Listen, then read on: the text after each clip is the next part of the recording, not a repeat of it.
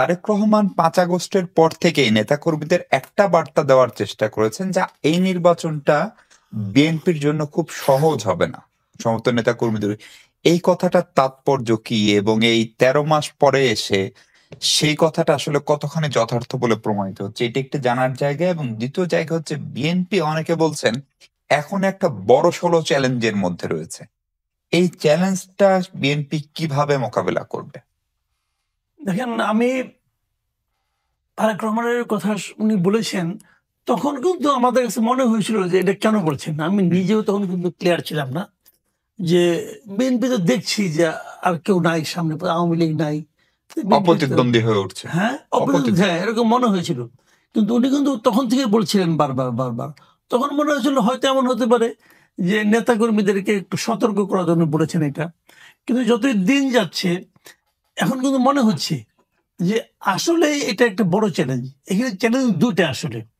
একটা হলো নির্বাচনটা সহজ হবে না, এই কথা বলার অর্থ এটা না যে নির্বাচনে ভোট পাওয়াটা সহজ হবে না।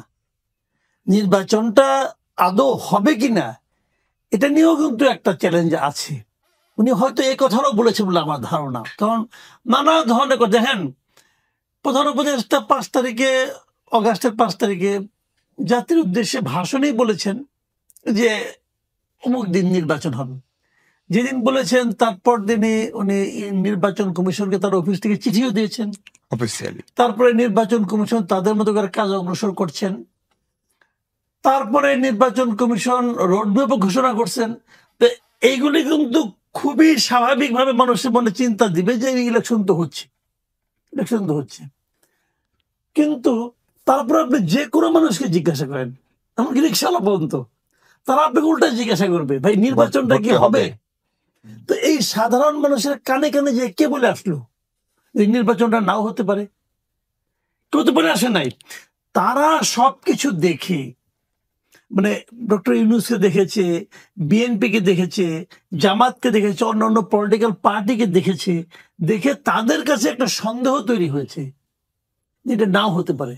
তাহলে ডক্টর ইউনূস যে বললো, ডক্টর ইউনূসের কথার উপর তারা আস্থাও রাখতে চাচ্ছে না। কিন্তু এটা কিন্তু ডক্টর ইউনূসের জন্য খুব পেইনফুল একটা ব্যাপার হওয়া উচিত যে উনি এত বড় একটা লোক, কিন্তু ওনার কথা মানুষ আস্থা রাখে না কেন? আবার দেখেন, কেবল সাধারণ মানুষের কথা বাদ দেন, পলিটিক্যাল লিডারদের কথা ভাবেন। এই যে এনসিপির নাসিরউদ্দিন পাটোয়ারি, তিনি তো স্পষ্ট বলেছেন নির্বাচন ফেব্রুয়ারিতে হবে না। একদম স্পষ্ট উচ্চারণ করেছেন যে নির্বাচন ফেব্রুয়ারিতে হবে না। তো উনি এটা বলেন কিসের উপর ভিত্তি? উনি কি হাওয়ার উপর দাঁড়িয়ে বলছেন? আমি তো মনে করি না। কিছু না কিছু কারণ তো, লজিক তো কিছু না কিছু আছে। ওনারা এমন কিছু দাবি করেছেন, সেটা উনি হয়তো ভেবেছেন যে এই দাবিগুলো ফেব্রুয়ারির আগে হবে না। যদি ফেব্রুয়ারি আগে দাবি পূরণ না হয়, ওনারা নির্বাচন হওয়ার পক্ষে নিশ্চয়ই আপত্তি করবেন। তো ওনাদের আপত্তিকে মাথায় রেখে, ওনাদের আপত্তিকে ইগনোর করে এই সরকার নির্বাচন করতে পারবে এটা উনি মনে করেন না বলেই তো বলছেন। তো এই ধরনের দ্বিধা কিন্তু রয়ে গেছে। জামাতের দেখলাম আজকে তারা নাকি পিয়ার নিয়ে খুবই সিরিয়াসলি মাঠে নামবে। আজকে তো পত্রিকায় পড়লাম তারাও খুব সিরিয়াস। গতকালকে বলেছে এটা যদি হয় তাহলে তো মনে করেন এই নির্বাচনের পলিটিক্যাল পার্টি কয়টা, যতগুলি থাকুক, 35 পলিটিক্যাল পার্টি আছে নিবন্ধিত, অনিবন্ধিত তো এনসিপি এখন নিবন্ধন পায় নাই, ধরে নিলাম ওরাও আছে।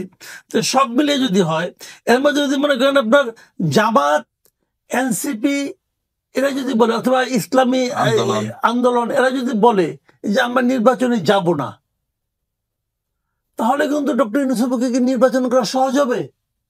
হবে না। কিন্তু এখন বলবেন যে জাতীয় পার্টি, এখন জাতীয় পার্টিকেও তো মানে কার্যক্রম নিষিদ্ধ করার দাবি অলরেডি উঠে গেছে, উচ্চারণ তো হয়েছে।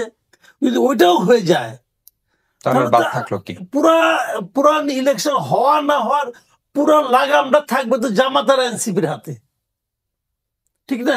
কাজেই নাসিরউদ্দিন পাটোয়ারি যখন বলেছে যে নির্বাচন ফেব্রুয়ারিতে হবে না, তখন কিন্তু আমি এই কারণ করি, তখন তো বুঝি নাই, এখন বুঝতেছি। এগুলো যদি হয় তাহলে আপনি তারেক রহমানের কথা আবার ধরেন, ঠিকই আছে, সেটা মিলে তো।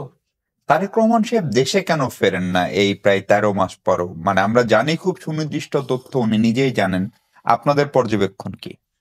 আমার পর্যবেক্ষণ হলো এটা আমার জন্য একটা খুব বেদনাদায়ক একটা অভিজ্ঞতা যে উনি কেন ফিরেন না।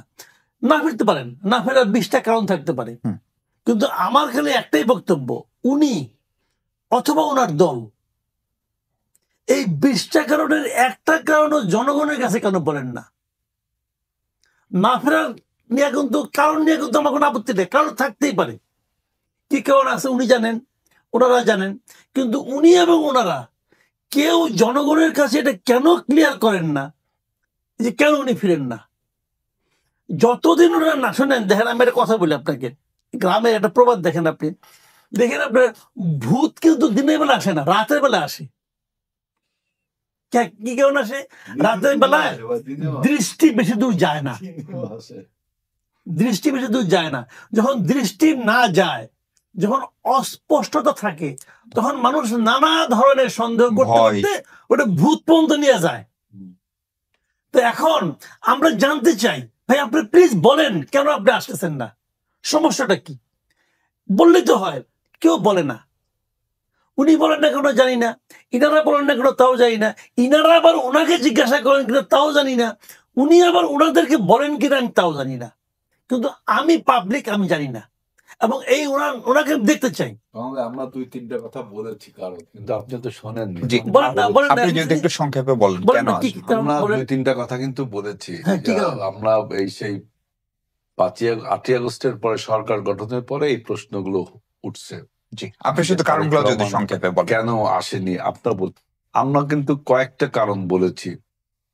যে প্রথম কারণটা বলেছি যে উনি যে আসছেন না, তাতে কি আমাদের দল পরিচালনায় কোনো সমস্যা হচ্ছে? উনি না এসেই তো এই 24-এর গণ-অভ্যুত্থানে দিয়েছি। দ্বিতীয়টা আমরা বলেছি যে দেখেন আমাদের প্রায় 60 লক্ষ লোক আসামি, আমরা তার কথায় আমরা আন্দোলন করেছি গত 17 বছর, তার কথায় আন্দোলন করেছি। তিনিও আসামি হয়েছেন, আমরাও আসামি হয়েছি। এখন যদি তার সব মামলা উঠে যায়, আর তার নির্দেশে যে সমস্ত নেতাকর্মী রাষ্ট্রপতি তাদের মামলা যদি এখনো না ওঠে, আমরা কিন্তু এখনো কনভিক্টেড, আমি নিজেও এখনো কনভিক্টেড। হয়তো একটা বৈষম্য হয়। হ্যাঁ, একজন নেতার তো উচিত হবে তার নেতা কর্মীগুলোকে আগে তীরে ভেড়ানো, তাই না? তারপর তিনি সর্বপরিষ্কার, এটা নেতার একটা থিওরি হতে পারে। আর তৃতীয় কথাটা হলো যে আমাদের পার্টির হাইকমান্ড, মানে ডিপ স্টেট যেটা বলা হয়, ডিপ কোর কমিটি যেটা বলা হয়, তারাই ভালো জানে। চতুর্থ কারণ হলো তিনি ভালো জানেন। আর সবচেয়ে বড় যে জিনিসটা, সেটা হলো কিছুদিন আগে তিনি বক্তব্যে বলেছেন যে অচিরেই আমি দেশে আসছি। আপনারা শুনেছেন, কেউ শোনেননি। তিনি আমাদের কোন একটা আপনি কি হেলাল ভাইয়ের কোন উত্তরে কনফিডেন্স? একটু না, একদম না। আমি বলি একটা করে বলি, দল পরিচালনার কোনো সমস্যা হচ্ছে না, এটা তো ওনার উপযোগিতা বা প্রয়োজন। আমি মানি উনি ওখান থেকে দল চালাচ্ছেন, তো যখন উনি প্রাইম মিনিস্টার হবেন তখন কি ওখানে থাকবেন? বিদেশ থেকে দেশ চালাবেন? এটা ভাই আমার জানা খুব আগ্রহ। 2 নম্বর কথা, যে 30 লাখ লোক আসামি আছে, ওনারটা উঠে গেল, অন্যদেরটা উঠলো না, তো অন্যদেরকে উঠানোর জন্য তো ওনার মাঠে থাকা দরকার। উনি কি দূরে বসে মামলা তুলতে পারবেন? মামলা তোলার জন্য ওনার তো ফিল্ডে থাকা দরকার, অ্যাটর্নি জেনারেল অফিস সেটা দেখবে। হ্যাঁ, উনি আন্দোলন করবেন, কেন আমার লোকের মামলা উঠতেছে না? আমার মামলা তো আমাদের তো জেলে নাও, আমার কর্মী বাইরে আছে, আমি মামলা আছে, আমি মামলা থেকে মুক্তি চাই না। উনি এইভাবে দাবি তুলবেন। আর 3 নম্বর কথা হলো যে কোর কমিটি তারাই ভালো জানেন, এটা আমি মানি, জানেন ভালো। কিন্তু আমার কথা হলো কি, একজন সমর্থক হিসেবে ধরেন, একজন কর্মী হিসেবে ধরেন, একজন নাগরিক হিসেবে ধরেন, আমি তো জানতে চাই। মানে মাসুদ ভাই যেটা বললো যে আমরা বলিনি, আমরা যে বলেছি এটা তো প্রমাণ হলো। মাসুদ ভাই, আপনি যেভাবে দেখেন আমি হয়তো সেভাবে দেখি না, ভাই হয়তো সেভাবে দেখে না, হান্নান মাসুদ হয়তো সেভাবে দেখে না, ভিউজ আলাদা থাকবেই। আপনারটা যে রাইট, কিন্তু সুনির্দিষ্ট কারণ সম্ভবত তারেক রহমান সাহেবই বলতে পারবেন, এবং সম্ভবত মাসুদ ভাই সেটাও বলছিল, উনি বললে এটা সবচেয়ে ভালো হয়।